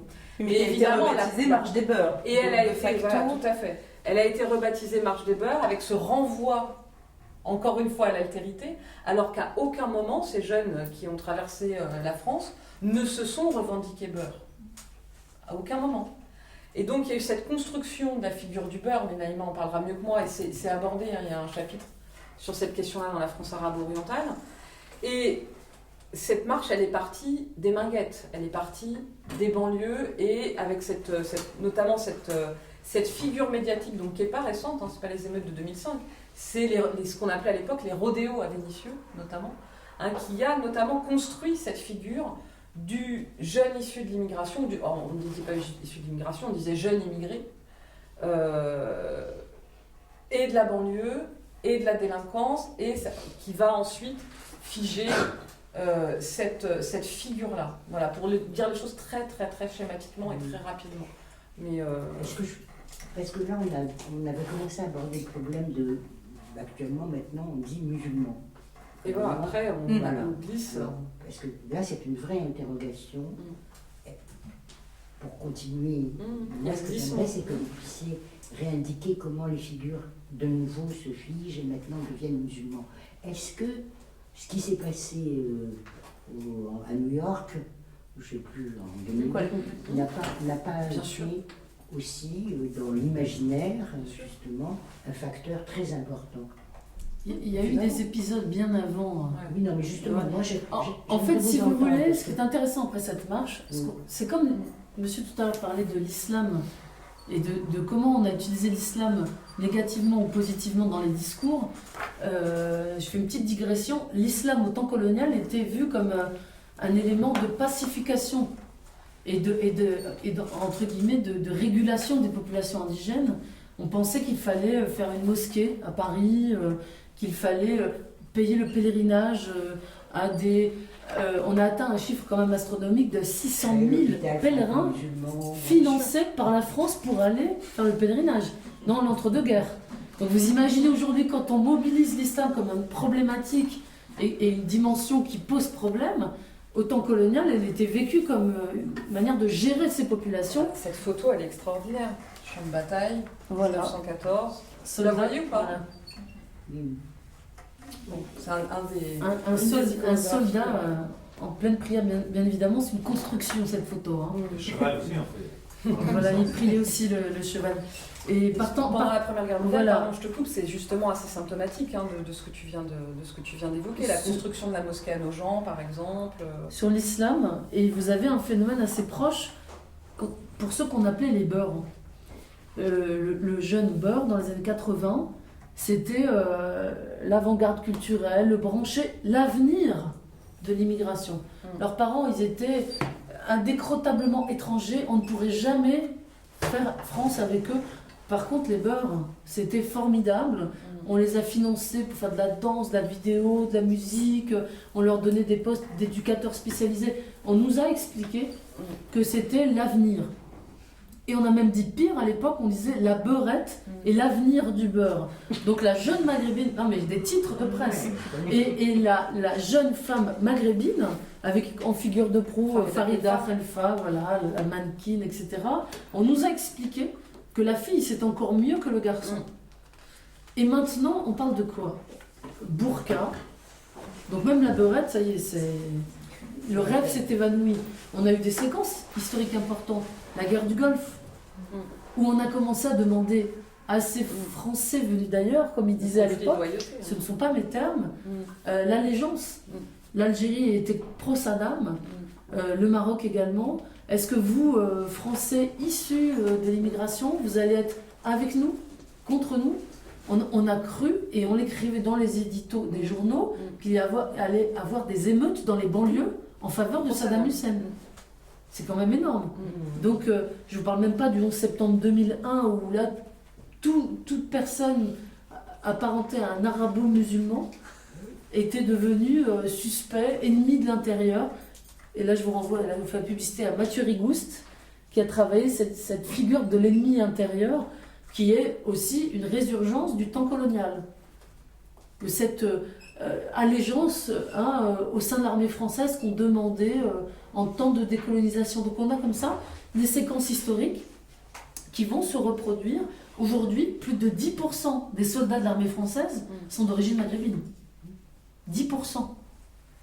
Donc c'est des problématiques qui continuent de travailler les représentations, le discours. Je ne vais pas charger la barque des journalistes, mais on a, si tu peux. On a des phénomènes médiatiques qui concourent à cette stigmatisation. Ah bah là, en ce moment, on a le djihadiste syrien, typiquement, par exemple. Et chaque fois, il y a une nouvelle figure. Oui, mais vous savez, mes confrères ont une imagination débordante et les politiques les aident beaucoup. Bah justement, pour compléter, pour rebondir sur ce que vient de dire Naïma, sur la question il y a un épisode qui me semble très marquant. Au moment où on valorise très fortement et où émerge cette figure médiatique du beurre, en janvier 84, tu me dis si je me trompe Naïma, il y a des grandes grèves aux usines Talbot et aux usines Renault, et alors qu'on valorise ces jeunes qui sont l'avenir de la France, qui sont l'avenir de la société française, de l'immigration, bref, la jeunesse beurre, on va pointer du doigt les ouvriers maghrébins à Talbot-Poissy et à Renaud-Billancourt. En gros, Et leurs Pierre- parents, quoi. Leurs parents. Et d'ailleurs, un certain nombre de jeunes beurs, avec tous les guillemets qui vont avec, vont se rendre sur les piquets de grève, me semble-t-il. Hein, donc, je parle sous le contrôle de Maï. Pierre Mauroy va dire que, Pierre Mauroy, Premier ministre, dit que ces jeunes, il y a le spectre de l'islamisme pour ces ouvriers qui revendiquent de meilleures conditions de travail, etc., etc. Ils sont manipulés, c'est les termes de Mauroy. Vous faites une recherche sur ina.fr, vous retrouvez l'archive. Ils sont manipulés par l'islamisme venu d'Iran. Donc cette question d'islam, et c'est pour ça que le 11 septembre, évidemment, ça fige aujourd'hui, ça a cristallisé énormément de choses, mais c'est assez ancien et c'est déjà sur des parents qui osent revendiquer. Et par exemple, quand il y a des grandes grèves dans les foyers dans les années 70, dans une des revendications dans certains foyers, c'est une salle de prière, et on va retenir, alors que c'est une revendication parmi beaucoup d'autres, et que c'est assez marginal d'ailleurs, on va retenir cette question-là. Alors que les encadrements des grandes usines, parfois 80% de la masse salariale est d'origine étrangère, vont s'arranger avec les syndicats pour installer des salles de prière dans les usines pour maintenir sur place les ouvriers un maximum. Et donc améliorer la production, notamment dans l'industrie automobile qui va proposer bien évidemment assez violemment des plans de restructuration début des années 80, avec les conflits dont parle Peggy des années 82 jusqu'à 84. Et effectivement, ce mouvement, et là on parle de génération, du coup on revient toujours au mot génération, ces générations se croisent sur cet imbroglio où une véritable scission existe en termes de représentation, alors même que si, pour les plus jeunes d'entre nous, on s'en souvient pas, ceux qui l'ont vécu à l'époque, les marcheurs pour l'égalité et contre le racisme, la seule chose tangible qu'ils obtiennent à la fin, c'est la carte de résidence de 10 ans, qui ne les concerne pas du tout. Qui ne les concerne pas, et qui plus est, avec un flou, avec les lois Pasqua ultérieurement, etc., qui fait qu'un jeune Algérien ne savait pas s'il devait aller chercher sa carte de séjour à tel endroit, s'il était de nationalité, et les parents n'étaient pas en mesure de leur expliquer. Il y avait des cas Mais ça, qui n'étaient pas en mesure d'expliquer quoi que ce soit. Peggy, tu l'expliques bien sur l'acquisition de la nationalité et donc cette espèce maintenant de dynamique à aller faire la demande et je te laisse terminer peut-être sur les chiffres justement. Alors, les chiffres, je les ai jamais en tête, mais c'est Non, sur la question de l'acquisition de cette oui, nationalité. parce qu'on dit toujours, et d'ailleurs Jean-François Copé, décidément, on parle beaucoup de lui, je trouve. Oui, on aime beaucoup ici. Ouais. La récente, entre guillemets, fausse polémique autour du droit du sol au moment de l'affaire Leonarda, disant mais on donne la nationalité française, c'est automatique, c'est absolument pas automatique. Absolument pas automatique. Il faut la demander. Ben oui, l'acquisition n'est pas automatique. C'est dépend des générations. Enfin, moi, je sais que je suis né avec.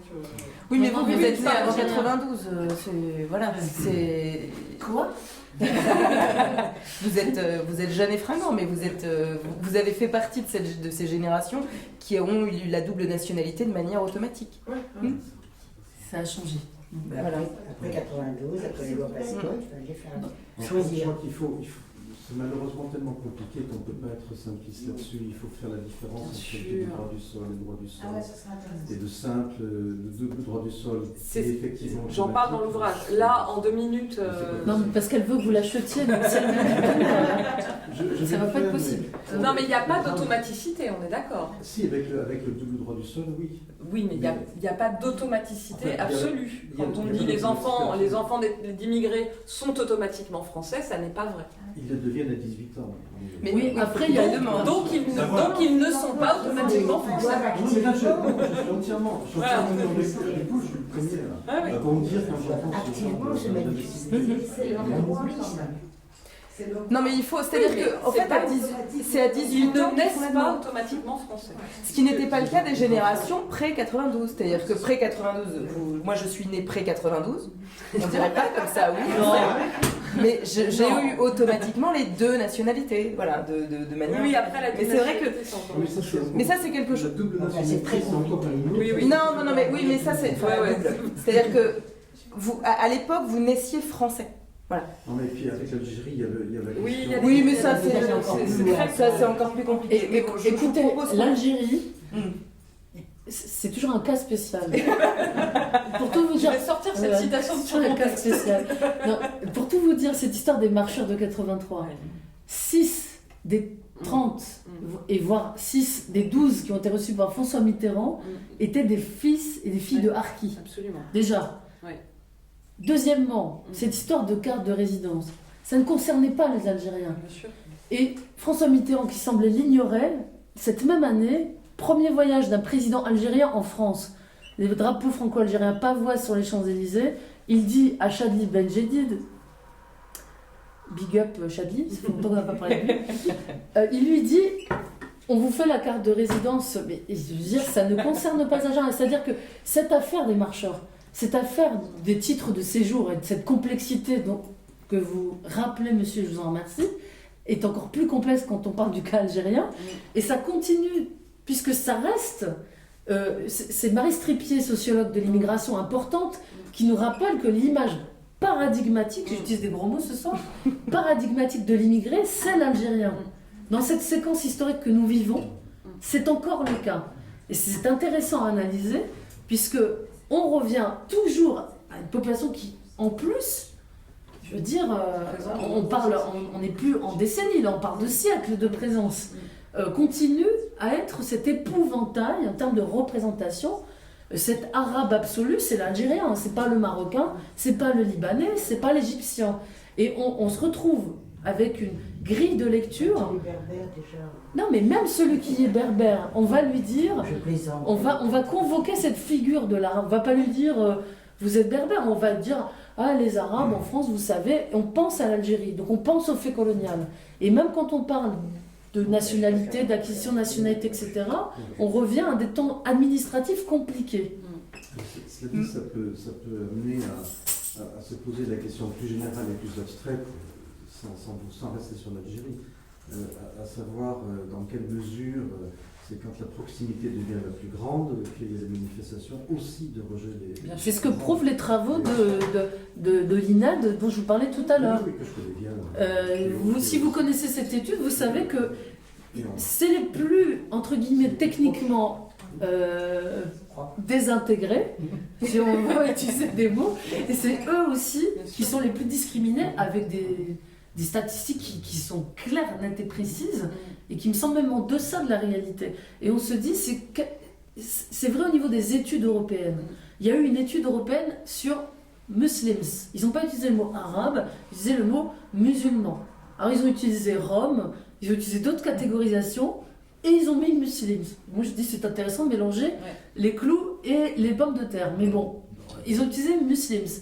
Et on voit, notamment en France, mais aussi en Europe, que plus la population, plus elle est stigmatisée, et c'est le cas des musulmans en Europe, et plus, à l'inverse, la courbe de mesure, on va dire, de non-aspérité culturelle, technique, mariage mixte, etc., logement, pratique de la langue, etc., est la moins différente. Ce sont les musulmans qui sont le plus stigmatisés en termes de représentation, voire dans leur vie quotidienne. C'est aussi ceux qui sont le plus intégrés, si on doit utiliser ce concept très français de l'intégration. Et ça se réalise au niveau européen. Madame avait une question. Bonjour, merci. Je suis très contente d'assister à cette conférence et je remercie les trois intervenants. Je voudrais revenir au fait Le Pen. Il y a un film, je suis désolée, il y a un film aussi. qui leur écrit, qui est sorti avant les municipales de 2014 sur la montée de Le Pen, fille, après Le Pen, père. Et c'était en Moselle, en Picardie et Côte d'Azur. Et ce qui ressort, alors je suis désolée pour madame la journaliste. Quota ce soir. Les gens qui ont voté, enfin ceux qui ont été interviewés et qui répondent très facilement à toutes les questions qui leur ont été posées, ne connaissent pas les professions de foi de Le Pen quand il y a les élections, n'écoutent pratiquement pas, enfin ne connaissent pas le programme politique de Le Pen, du Front National. mais par contre, à la télévision, c'est là que toutes les informations, et on peut le voir sur les municipales, le nombre de fois où on a vu Marine Le Pen passer et les idées qui sont diffusées. Donc pour moi, la plus grosse des responsabilités, c'est les médias, en sachant à qui appartiennent les médias. Je suis désolée, je ne suis pas...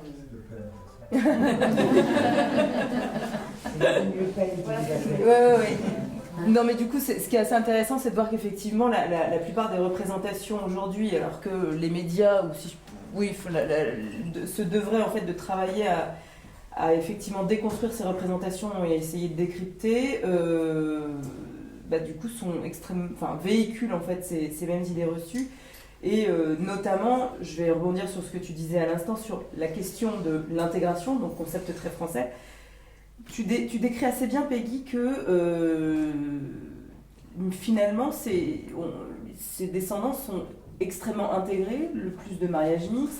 Comment est-ce que le mariage mixte, mais justement, est-ce que du coup, on peut partir du principe que c'est un critère en soi, le mariage mixte, entre autres, et la pratique religieuse?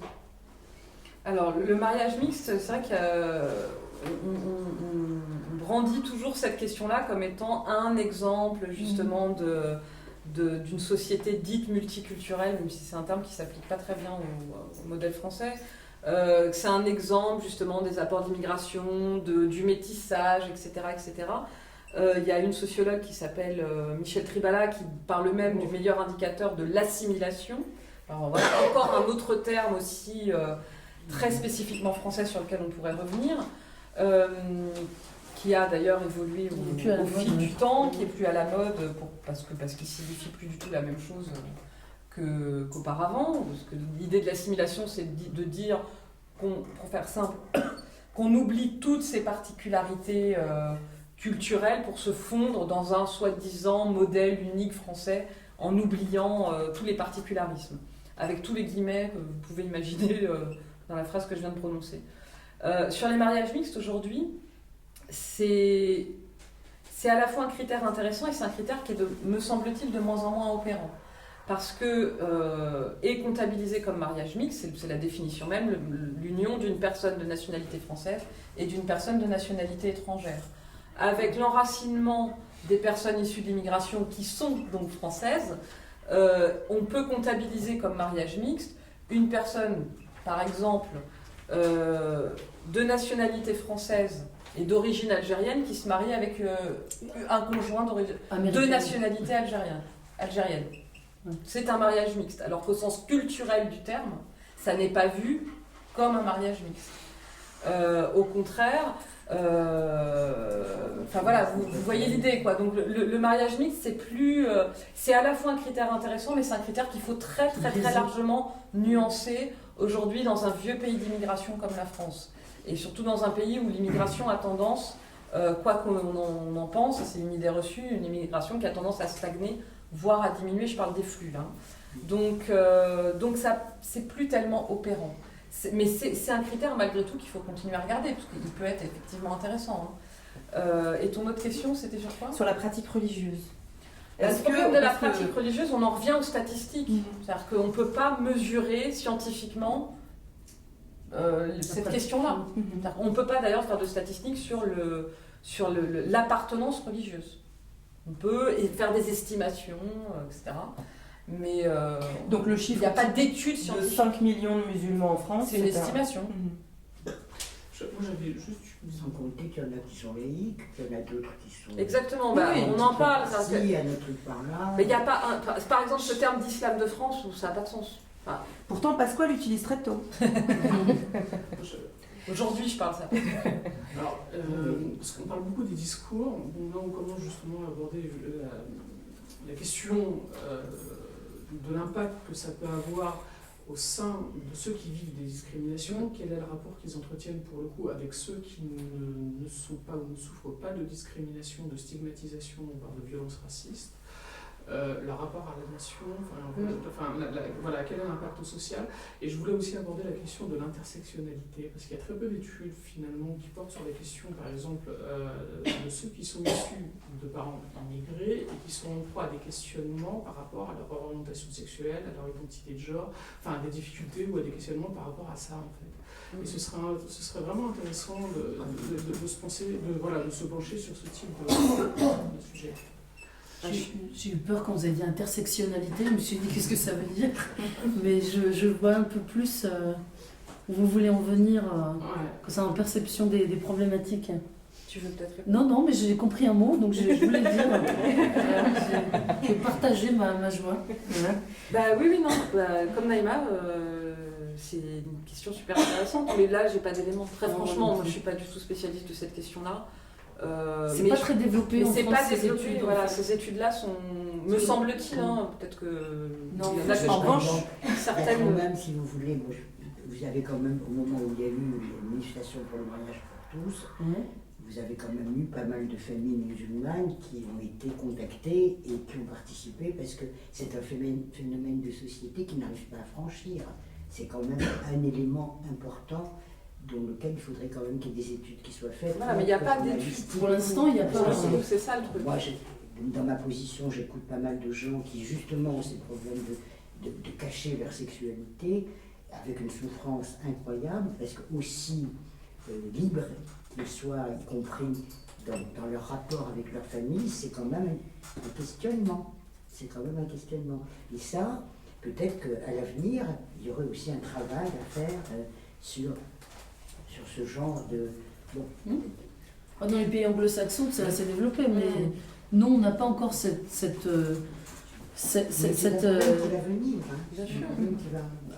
peut-être que du point de vue de ce qu'on appelle l'ethnopsychiatrie, il y a des tentatives de recherche sur ces croisements que vous soulevez là, monsieur, mais on a très peu, moi qui travaille sur la dimension culturelle de l'histoire de l'immigration, ça paraît banal, ça paraît légitime, ça paraît... Et ben pourtant, c'est tout nouveau. Je veux dire, ça paraît tellement évident. J'adore Sayad, donc on va parler de Sayad. Immigré, c'est immigrer avec sa culture. Ça paraît tarte à la crème, on a l'impression qu'on défonce une porte ouverte. Mais en termes universitaires, quand j'ai commencé ma thèse au début des années 2000, et j'ai eu du mal à trouver un directeur de doctorat, et j'ai eu de la chance, j'ai eu Benjamin Stora, qui a bien voulu me suivre. Et d'autres m'ont dit, mais ce n'est pas de l'histoire. Donc je lui ai dit, attendez, à part à la force de travail que représente cette immigration, vous êtes en train de me dire que leurs sentiments, leur poésie, leurs espoirs, leurs larmes, leurs doutes, leur créativité ne peut pas éclairer l'histoire de l'immigration. Ça paraît aberrant de dire ça. Il y avait des travaux dans les pays anglo-saxons, mais ça ne portait que sur les fameuses secondes générations, qui sont dénommées comme telles dans l'épistémologie anglo-saxonne. Et on ne traitait pas, on avait l'impression que les parents de ces enfants beurre n'avaient pas de chansons, de peintres, d'écrivains, de culture, d'histoire orale, de pratiques, comme si ils étaient transparents, ils n'existaient pas, on ne sait pas. On ne sait pas ce qu'ils ont dit, on ne sait pas ce qu'ils ont fait, on ne sait pas. Et ça, vous imaginez, pour ça, c'était pas légitime. Alors vous pensez bien que les questions d'orientation sexuelle, de questions de genre, je veux dire... Ce qu'on appelle les études de genre. C'est pas du tout une pratique épistémologique française. Elle existe ça et là, il y a des historiens de l'homosexualité, il y a des choses. Mais moi, j'ai pas encore vu de croisement, en fait. Je crois pas non plus, mais ce qui peut-être dans le monde anglo-saxon, il faudrait que je réponde à la première partie de la question. Non, mais ce qui renvoie un petit peu à ce qu'on peut lire aussi dans ton livre sur la construction de cette identité. On a un espèce de fantasme d'une identité en fait qui serait cloisonnée. Je suis un quart ci, je suis trois quarts ça, etc. Et ça, tu le déconstruis assez bien sur. Alors, est-ce qu'on doit parler de synthèse entre des identités multiples? Est-ce qu'on doit, du coup, comment? C'est à chaque fois une invention et une réinvention personnelle, je crois, me semble-t-il. Vous voulez que je donne la parole à moi de psychanalyste? Allez-y, je vous en prie. De personnes spécialisées. Je pense que la seule façon d'arriver à devenir acteur de son histoire et même du coup devenir un citoyen acteur, c'est avoir des identifications plurielles. Oui, c'est ça. Voilà. Et ça, vous m'enlèverez pas C'est ça. gratuit, hein, vous pouvez noter ça. On va prendre rendez-vous pour les prochaines. Voilà, non, mais ça c'est cadeau. Vous rentrez, vous n'avez plus de problème. Voilà. Vous assumez vos identifications Voilà. plurielles. S'il vous plaît.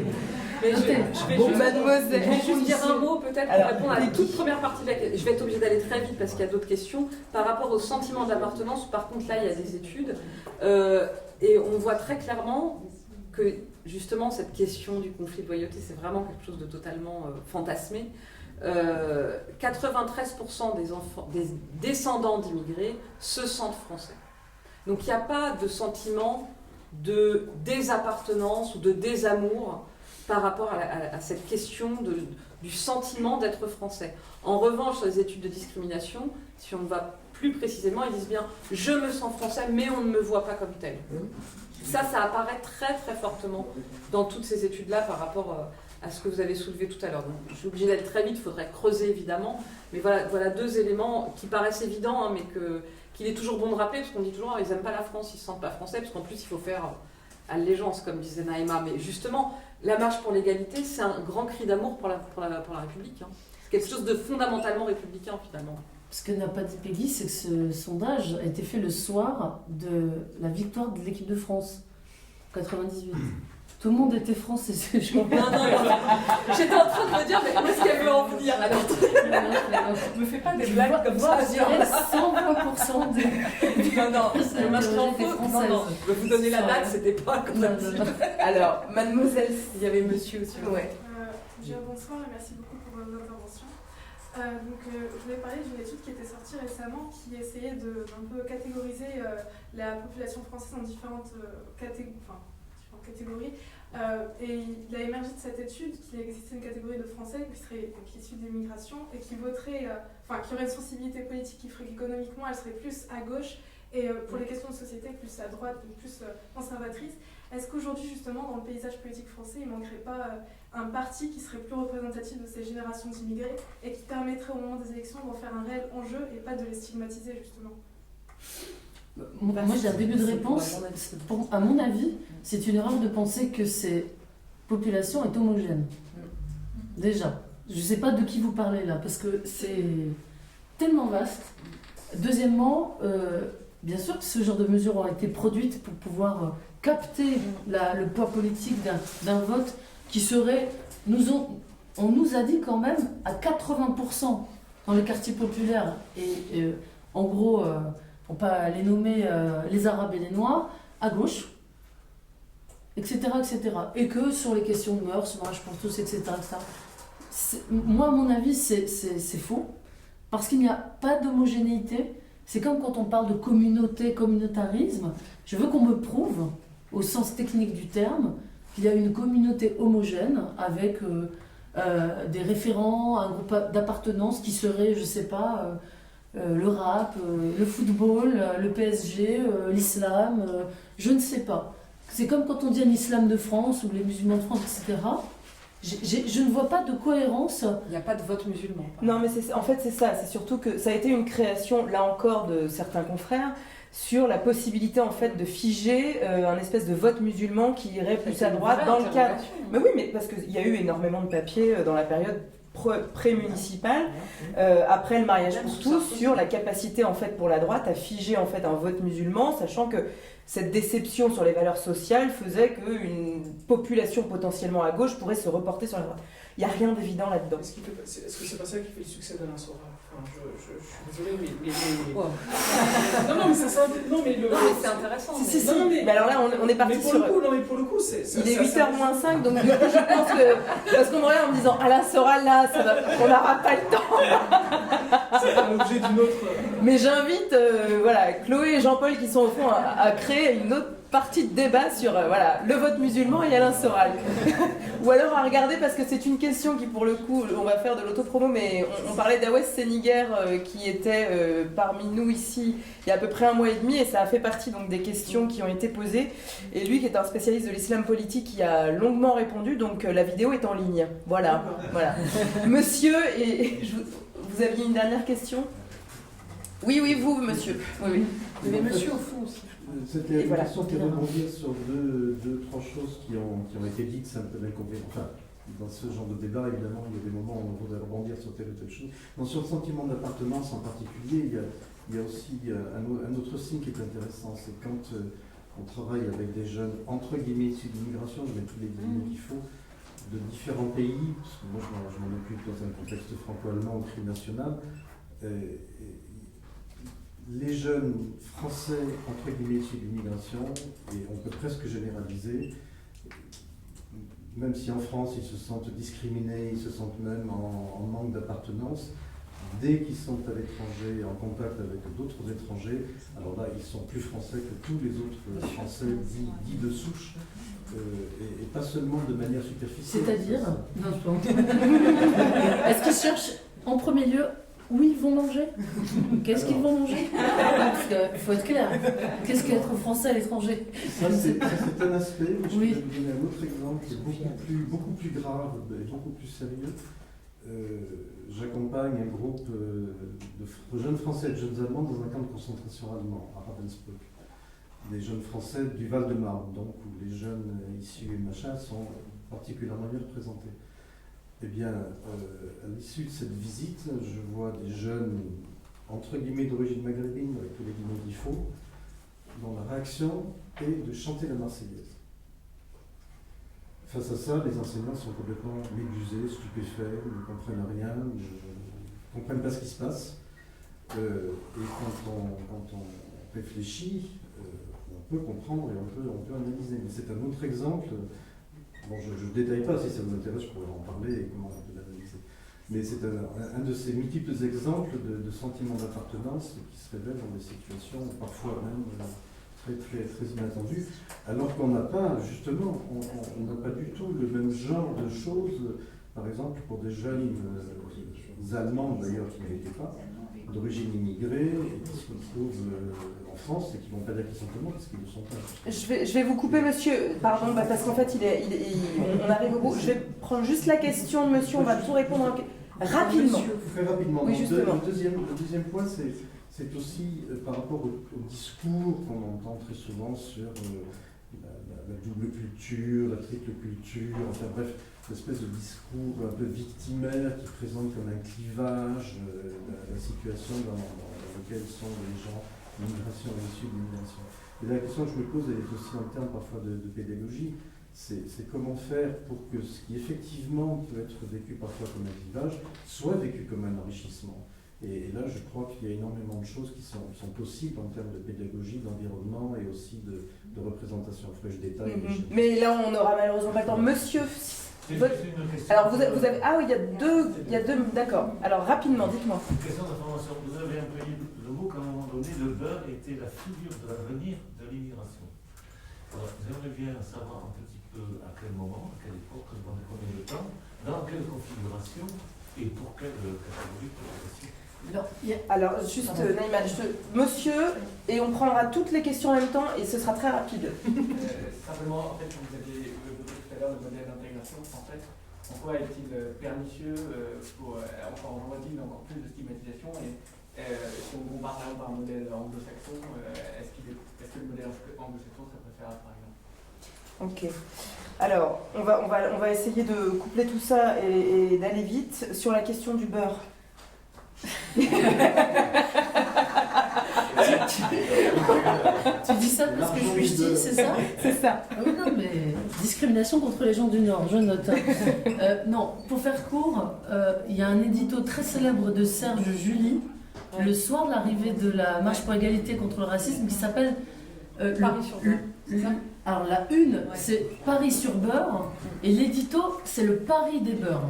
Et dans cet édito, il nous explique par A plus B que si la France fait cette place à cette génération, à cette jeunesse maghrébine de France, à ces Arabes de France, ces Franco-Arabes de France, comme il les a appelés dans son journal, eh ben demain on vendrait des avions à l'Arabie Saoudite, on allait conquérir l'Extrême-Orient, l'Orient, le Maghreb avec des fringants commerciaux, journalistes, que des belles personnes. Je suis d'accord avec lui.